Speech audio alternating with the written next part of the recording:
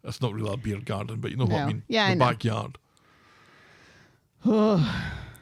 Again, I don't know who these people are. And I don't care. And I don't care. I don't want to know them. Oh, you're grooming this young boy. Okay, this is a great way to be introduced to you. Excellent. I was hoping that Will was going to go back to Hull, and then we won't have to see any of this shite. Yeah. Seriously. But like just the whole audacity of, well, I'm 15 years old and I'm just going to move back to Hull. Mm-hmm. No, you're fucking not. And also it's ridiculous because he keeps claiming that it's his friends he misses. He wants to go back to Hull because that's where all his friends are, and that's where he's going to DOS with his friends through the week. And that's where, his team is. It's all about this team, even though running is a solitary sport. There's athletics teams. I know, but still. But do they offer to, have his friends down once a night to hang out and well, that's his. He party and says he's stuff? going to go and stay through the week in With Hull his and sleep on somebody's couch with his friends. And Ben doesn't think about speaking to this friend or this friend's parents to see if this is okay. Right, yeah. But also, the resolution has nothing to do with his friends. We're going to make him stay here by getting his old coach to come back and train him 2 days a week. No, I thought when they said that he wanted to go back to stay in Hull through the week, it was so he could get back into his athletics. That his athletics were suddenly super important again, even though he said he was going to give it up a couple of scenes previously. Right, yes. And also because famously Hull You're going to do this again. has a better athletic training facility Hey, maybe than it does. Manchester. Maybe it does. Who knows? I know. I've never been to either place, but I know that there's probably hunters more opportunities in the greater Manchester area than Hull. No offense to Hull. Are you saying Hall or Hull? Hull. What vowel is in there? That's a U. Okay. I know how Hull is spelled. I am over exaggerating the word Hull though, to make it kind of seem like hell, because that's funny. Because, didn't somebody write in last week saying that the most unrealistic part of this story is people Would miss Hull, yeah. longing to go back to Hull? Hull has several running clubs, including the City of Hull Athletic Club, which has road, track and field sections, the friendly White City Hull Road Running Club, and Hull Hares Running Club, which is East Hull based. Oh, Hull has an East Hull? Excellent. Yeah. How many in Manchester? I don't know. None, it says. That's a lie. It says there are none. Nobody in Manchester runs, not even for the bus.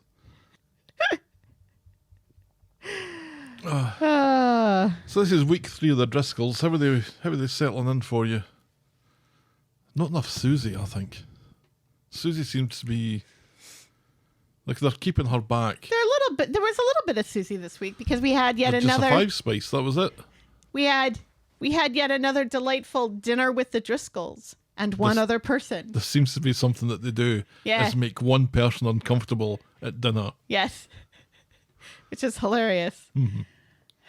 I like Eva and Maggie ganging up to try to fix things together and recognizing that there are some things that they agree on. Long may that continue. So I appreciate that, but and why are they adding more food? And why do they think they can sell fancy food at the Rovers? Who's buying a lobster at the Rover? I don't think anybody's buying lobster at the Rovers. Well, that's what they were trying out. Yeah, that's what they made for like their dinner. Which was a taster menu for what Ollie's trying to introduce to the pub. Yeah, but they already shot down fish with no chips. Like, oh, in Spain they have fish with no chips. Does this look like Spain Spaniards. to you? Yes, Spaniards, famously potato free. Yes, patatas bravas is not a thing. And, you know, the whole conversation about, oh, we should get rid of the hot pot. Don't you dare get rid of the hot pot. Mm-hmm. And the fact that only one person knows the correct recipe for the hot pot. Yep. And it's Sean. Betty told Sean. And that's it. Betty. And if The Sean... hot pot recipe. And if Sean dies, they're all fucked. Yep. Oh, well. Oh, well. Say. I still don't understand how these grooming storylines are going to come into the same orbit. Or why. Well, because Tim's going to... The next time Tim goes outside, he's going to catch them in the act, I guess. Or something. Oh, is this going to be as heavy-handed as that, do you think? I hope not. That Tim's going to see them kiss and is going to jump to the conclusion that just by seeing them a couple of times that she's much older than him, and he's going to intervene and say, you can't do that, that's grooming, and then go, oh, that's going to happen? That better not. That's dreadful. I mean, remember when Sam explained climate change to everybody? I learned so much that night. They do love a heavy-headed storyline. They do. Oh, dear. Yeah, it's tough when you don't care. Yeah. Conversely, it's tough when you do care about characters and yet they tell their story in a terrible way, which makes you care less. Because you use voiceover. Corrie? Do you know the bit that I thought was actually the most effective? And it was most effective because it actually did make my skin crawl a little bit. It's when Megan said, those weren't the actions of a boy. They were the actions of a man. Yeah. Yeah, that was terrible. That sounds like the language of the groomer. Yeah, that grossed me out. It grossed me out a lot. Like, do you know who she reminds me of, though? Who? She's a young... What was Daniel's prostitute friend? I can't remember, but yes. The one with the cardigan. Yeah. She's a young her. Well, it was Shona's cardigan and perfume. Yeah, but Daniel made her wear it. Yeah, it was creepy. Nikki! How could we forget? Yeah, she looks like a young Nikki. Yeah, they're the same height, and they're both blonde. Because Nikki was short, too. I don't remember her being short. Yeah, and I she also was short. don't remember wondering if Nikki looked like a coach or not.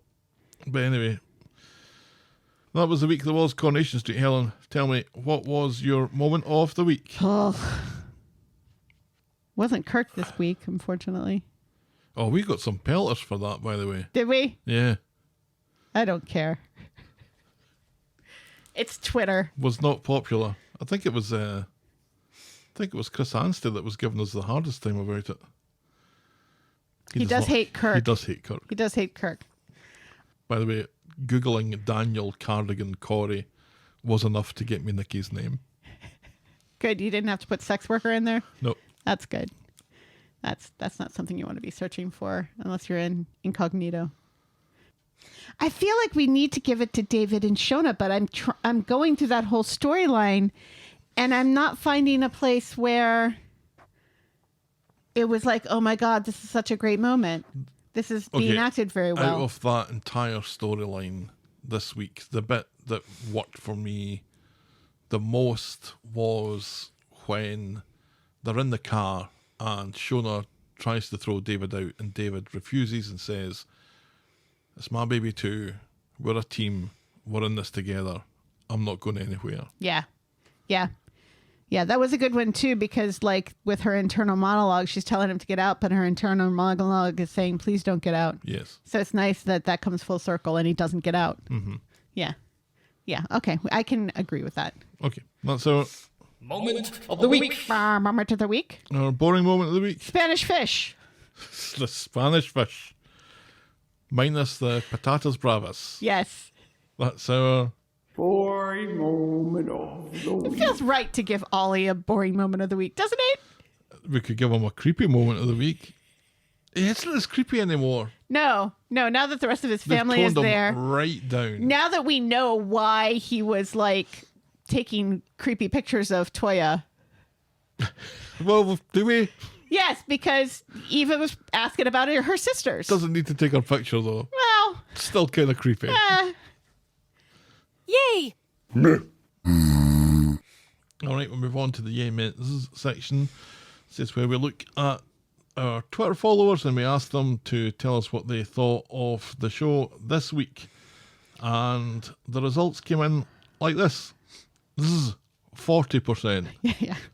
Meh, 45.3%. Yay, 14.7%. Oh, so it feels like the voiceover was not working for a lot of people then. Holly writes, I thought the David and Shona stuff was quite interesting. The POV shots were different but not too overused. Felt this week moved a few stories on nicely. Nothing too exciting though. I know it's about control, but I don't know what Theo gets from sabotaging Todd at this point. And then Laws writes, not for everyone, but I thought Wednesday was a good episode. Monday was bobbins, and tonight was just meh. Nothing really happened, so a mixed bag this week. Well, thank you for those comments and for the votes so far, of course. It's interesting to read this, but we don't let these thoughts influence us and our scores, Helen. Of course we don't. That No, would be we foolish. don't. So tell me, what is your score out of 10 this week? 4.5. I'm a 3.5.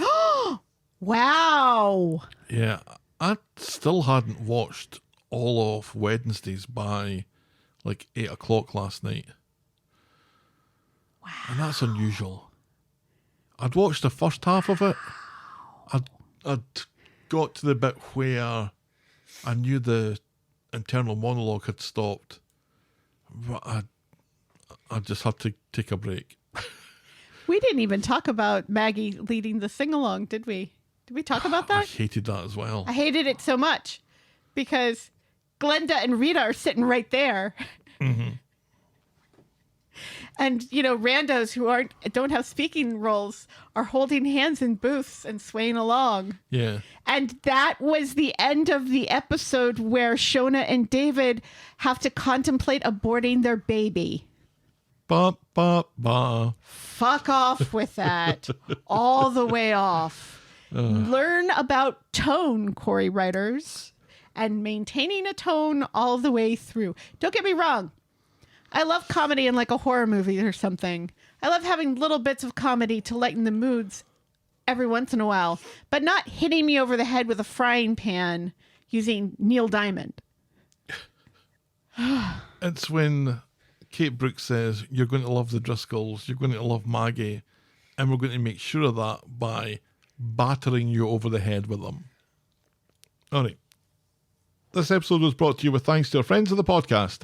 Daisy, French Helen, Pickles, DT, Wendy, Noel, Canadian Helen, Christy, Shandy, English Victoria, Aurora Yvonne, Heather Westerfield, Russell Whiting, Jackie B, Brittany Porter, Laurie Anna, Tina, Stephen, Leah, Tara J, Fiona B, Canadian Jennifer, Josephine Otinge, Anne Greenwood, Trish R, Sarah Purbrick, Ali Q, Hunker Munker, Darren, the artist formerly known as Seal My Fridge, Pamela, Marge JT, Tom Ambrose, Christopher Anstey, Terry in LA, Joe T, Corey Dales, Matthew McKenney, Aussie Ali, Oi. Welsh Emma, Matthew S, Rachel B, Calgarian Jennifer, and Caroline and Amy Metcalf. Thank you ever so much, folks. We appreciate your support.